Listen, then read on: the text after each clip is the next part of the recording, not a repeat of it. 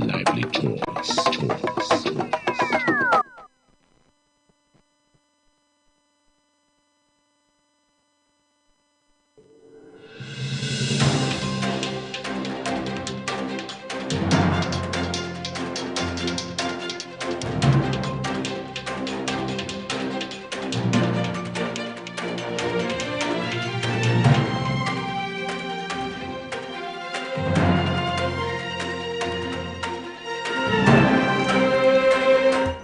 The time is 5 o'clock.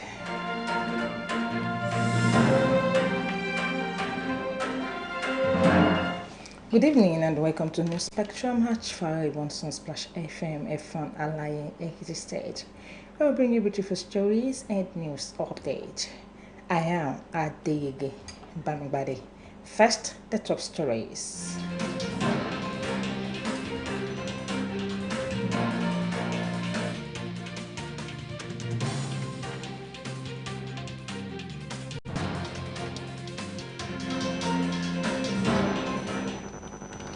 Excavate 3 others sentenced to death for kidnapping, murder in Ekiti.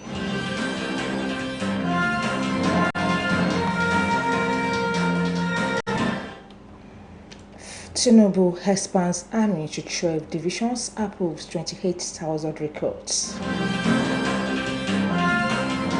To business news, employers reject federal government pension contribution hike. To sport news, WAFCON favorite Nigerian Air World Cup slot, record prize money.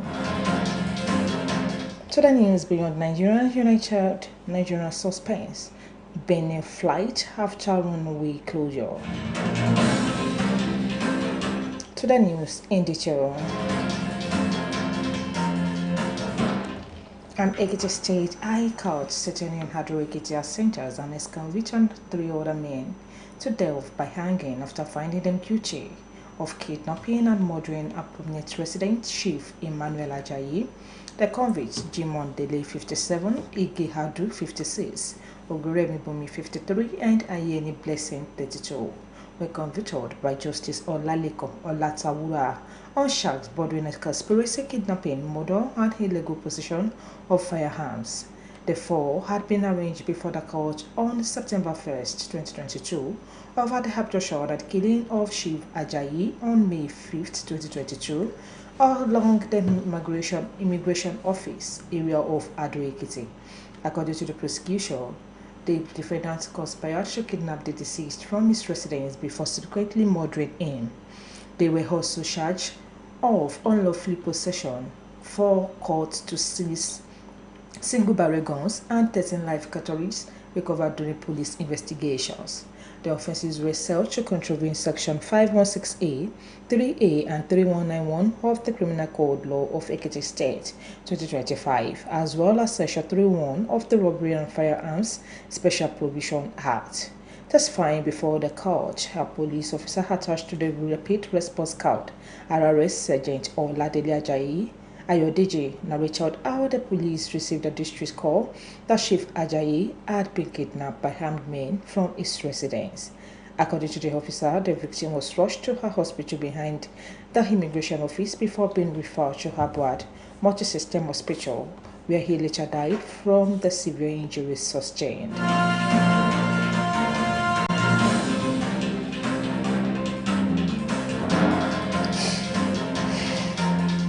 Still on Ekiti State news, a Chief Magistrate Court sitting in Ado Ekiti has ordered a remand of 3 persons: Owolabi Sunday 34, Taiwo Ayenigba 35, and Adeyanju Daniel 26 over an alleged burglary and stealing.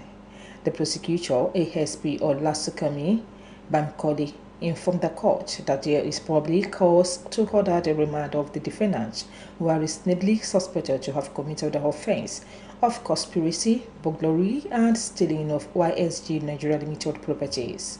ASP Bamkoli said the offense committed is punishable under Section 421, 322A and C, and 3021 of the Criminal Laws of Ekiti State 2021, within the Ekiti Magistrate Court District on July 13, 2026. The prosecutor stated that there is no need for further investigation, saying the duplicate case file has been sent to the Director of Public Prosecution for legal advice. ASP Bankole urged the court to grant his motion ex parte number MAD/111FA/26. The magistrate, Mr. Bankole Oluwasanmi, granted the order as prayed. The case was adjourned until August 24, 2026 for action.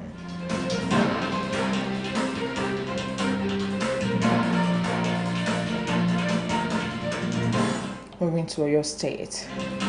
The Nigerian Union of Journalists, Oyo State Council, has congratulated Professor Ola Makinde Olapegba on his appointment as the 14th substantive Vice Chancellor of the University of Ibadan, saying his appointment was a success of immense pride not only to the institution but also to Oyo State. In a congratulatory message jointly signed by its chairman Akim Abbas and Secretary Temidayo Adu, respectively, in Ibadan, the state capital, today, the union described the elevation as a well-deserved recognition of excellence, integrity, scholarship, and visionary leadership. The heritage said Olapegba's appointment was a source of immense pride, not only to the institution but also to Oyo State, particularly the people of Igbora in Ibarapa Central Local Government area of the state, where the distinguished academic hails from. The union therefore urged the new Vice Chancellor to remain focused on promoting academic excellence, institutional stability, and inclusive governance, while sustaining the rich legacy that has distinguished the institution for decades.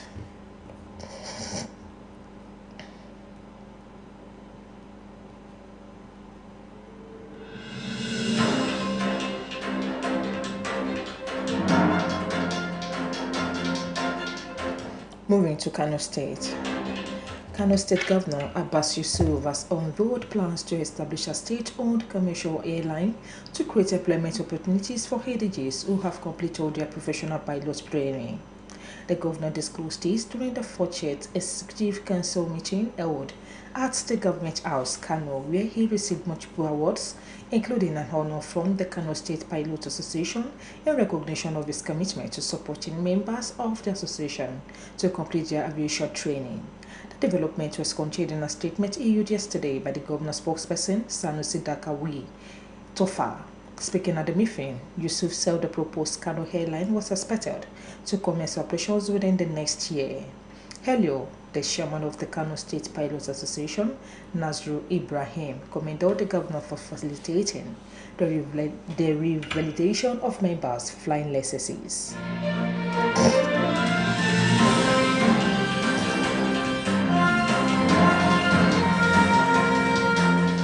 Moving to Enugu State. Panic gripped passengers and airport officials yesterday after an Enugu airline aircraft carrying 63 passengers and 5 crew members veered off the runway and ran into the surrounding bush after landing at the Benin Airport in Edo State, prompting a safety investigation and forcing AFPs to suspend all flights to and through the airport. The Embraer E170 aircraft operating as Flight 4264 from Lagos to Benin with registration 5NENR overran the end of runway 05 at about 3:10 p.m. local time. Emergency responders, however, confirmed that all passengers and crew members were safely evacuated without injuries. In a statement issued shortly after the incident, Enugu Air assured the public that all occupants had safely disembarked. The airline said Enugu Air wishes to inform the public that one of our aircraft operating into Benin expressed a runway excursion after landing today.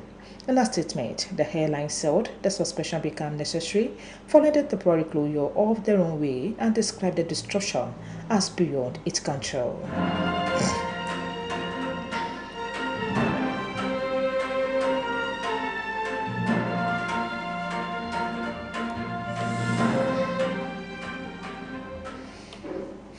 Lagos. Multiple crashes on the Kara Bridge section of the Lagos-Ibadan Expressway have caused gridlock, leaving motorists stranded. One person was said to have died and 2 others injured in the accident that occurred in the early hours of today. The Federal Road Safety Corps has advised motorists to use alternative routes following the crashes. The advisory was hailed in a statement by the Lagos Sector Public Education Officer Elizabeth Ajayola. The Lagos Sector Commander Kende Hamzat sympathized with the families of the victims and appealed to motorists to remain patient and cooperate with traffic officials managing the incidents. He advised motorists traveling from Lagos towards Ibadan to diverge through the Ikorodu-Shagam route. Following, those heading into Lagos should consider using the Lekki-Epe Expressway or the Ikorodu-Shagam Expressway. The FRSC also urged drivers, particularly operators of articulated vehicles and commercial buses, to ensure the vehicles were mechanically fit before embarking on any journey.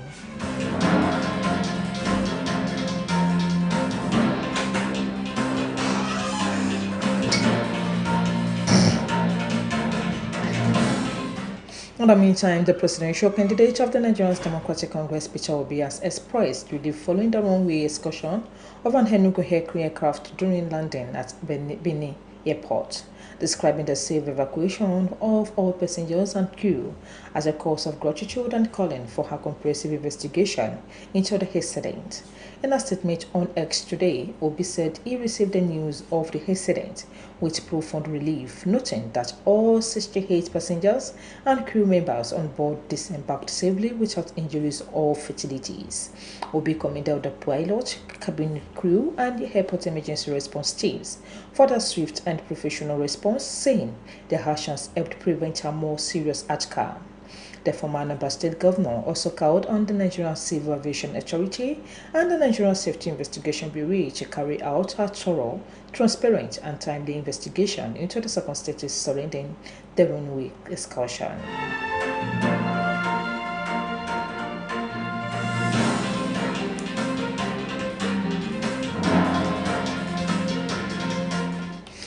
Moving on, former President Olusegun Obasanjo yesterday rejected former Ogun State Governor Chief Olusegun Osoba account of the political event leading to the 2003 general elections, insisting that he never deceived the leadership of the Alliance of Democracy.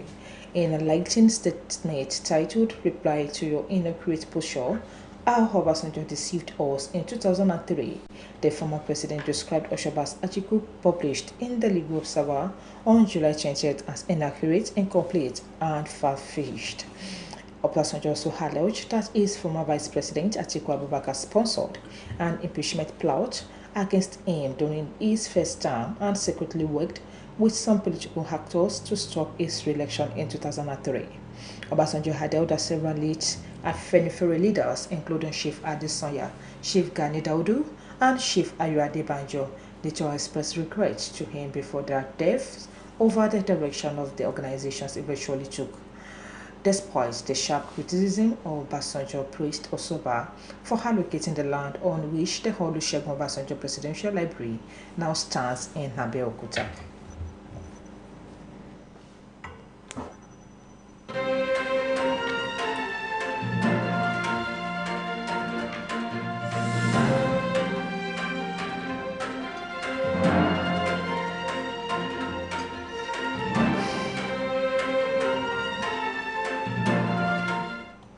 Moving on, the House of Representatives yesterday approved the constitutional alteration bill seeking to establish state police across Nigeria, despite a protest and walkout by members of the minority caucus, who argued that the legal framework required further refinement and that the constitutional amendment process was not properly followed. The bill, titled A Bill for an Act to Alter the Constitution of the Federal Republic of Nigeria, 1999, to provide for the establishment of state police services and for related matters, secured the constitutionally required two-thirds majority after consideration by the House. The legislation was transmitted to the National Assembly by President Bola Ahmed Tinubu as part of the administration's effort to decentralize policing and strengthen the country's security architecture amid persistent insecurity across several parts of Nigeria. Presenting the report of the House Committee on Constitutional Review, Deputy Speaker and Committee Chairman Benjamin Kalu described the proposal as one of the most significant constitutional reforms in Nigeria's security sector.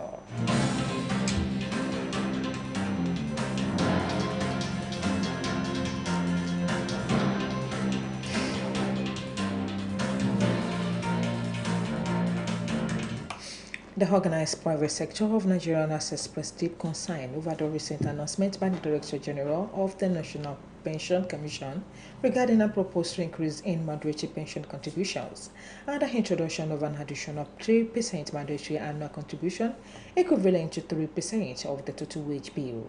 The OPSN members include the Manufacturers Association of Nigeria, the National Association of Chambers of Commerce, Industry, Mines and Agriculture, the Nigerian Employees Consultative Association, the Nigerian Association of Small and Medium Enterprises, the Nigerian Association of Small-Scale Industrialists, and 25 sectoral employer associations. In a statement yesterday jointly signed by MAN, NACCIMA, NECA, NASME, and NASSI, obtained by correspondence, the OPSN described the proposed hike as both premature and counterproductive. In 2026, the federal government, through PENCAM, announced plans to review the Pension Reform Act 2014 and increase the mandatory pension contribution rate beyond the current 80%. According to PENCAM, the proposal forms part of broader pension sector reforms designed to strengthen the financial security of Nigerian workers in retirement. The Commission stated that consultations are ongoing with key stakeholders, including organized labor, employers, pension operators, and the National Assembly, before any amendment is presented for legislative approval.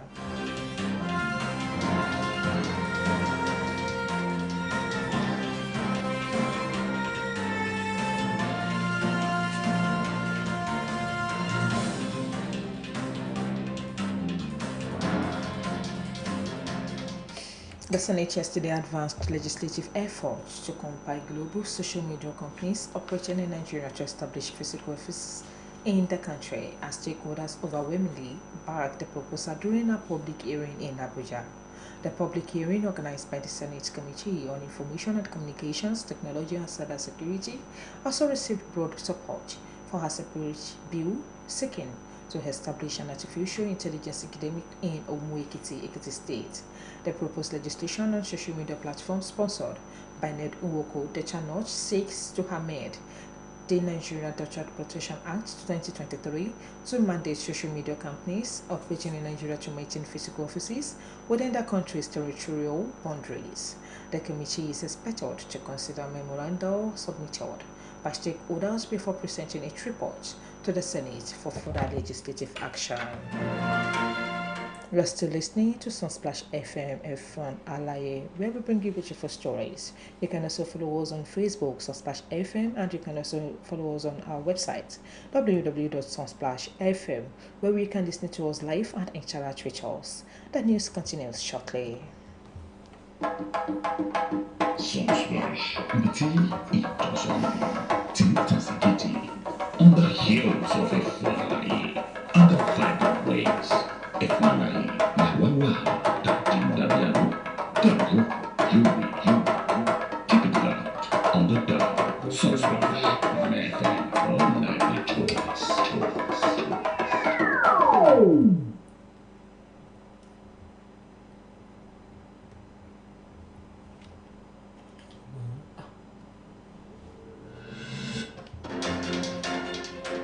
Welcome back, and moving to the rest of the news.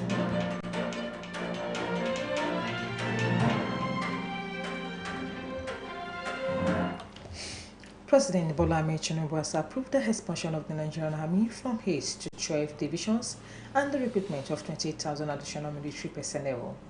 This was as the presidency said to move is designed to decentralize command, strengthen border security, and improves response times to emerging threats nationwide. In a statement signed yesterday by the Special Advisor to the President on Information and Strategy, Bayo Onanuga, the President said the expansion would see 4 new divisional headquarters established in Makurdi, Ilorin, Jalingo, and Benin City. The expansion is backed by a 28,000 personnel recruitment drive and is part of a broader security investment that has also included the acquisition of critical military platforms and equipment, improvement in troop welfare, and sustained support for operational readiness and force modernization. Tinubu also reaffirmed his administration's commitment to ensuring the 4 armed forces remain adequately equipped, motivated, and capable of protecting the country.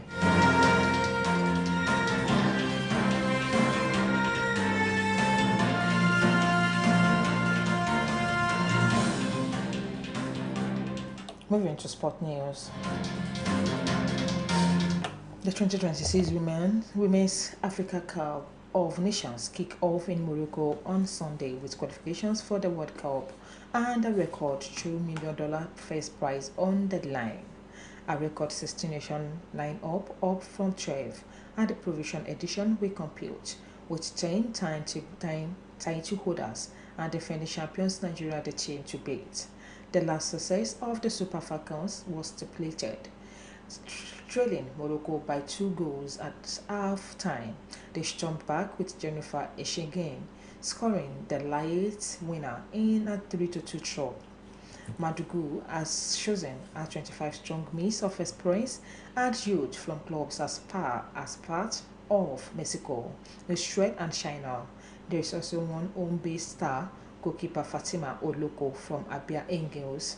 There is a notable absentee from the 2024 winning squad, England-born defender Ashlingi Plumtree, who plays for Saudi club Atodil, is injured. Midfielder Rashidat Ajibade, a PSG teammate of Eshigin, will captain the team that boasts Brinton and of Avenue goalkeeper Chiamaka Ndaze, widely regarded as the best in Africa.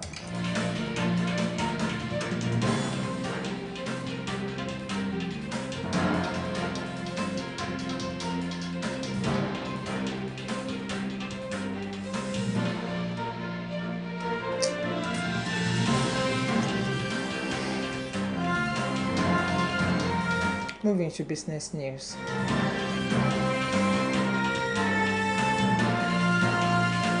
The United States has imposed a 12.5% tariff on imports from Nigeria as part of a new trade measure, suggesting countries it says have failed to prohibit the importation of goods produced with forced labor. The tariff affects imports from 60 economies that Washington says has not imposed and effectively enforced a prohibition on the importation of goods produced with forced labor. The measure was announced in a statement posted on the website of the Office of the United States Trade Representative yesterday. The latest measure comes after President Donald Trump invoked Section 122 of the Trade Act of 1974 to impose a temporary universal tariff on imports after a U.S. Supreme Court blocked its administration's broader tariff plan under the International Emergency Economic Powers Act. U.S. Trade Representative Jeremy St. Jury said the action was aimed at encouraging trading partners to strengthen measures against forced labor.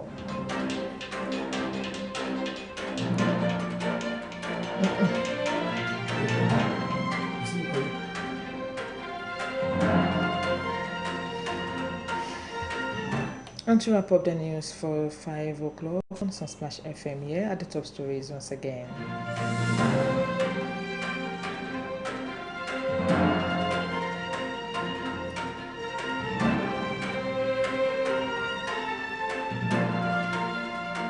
Ex-convicts 3 other sentenced to death for kidnapping and murder in Ekiti State.